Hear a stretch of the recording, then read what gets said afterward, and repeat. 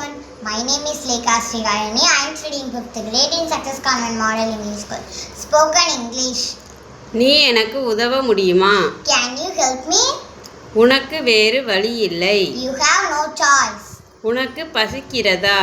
Do you feel hungry? நிம்மதியாய் இருங்க. Be relaxed. நாங்கள் ரொம்ப பசியாக இருக்கிறோம். We are very hungry. நாங்கள் பசியாக இருந்தோம். We was hungry.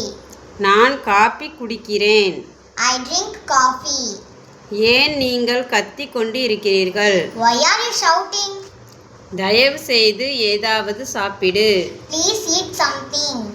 நான் கோபமாக இருக்கிறேன். I am angry.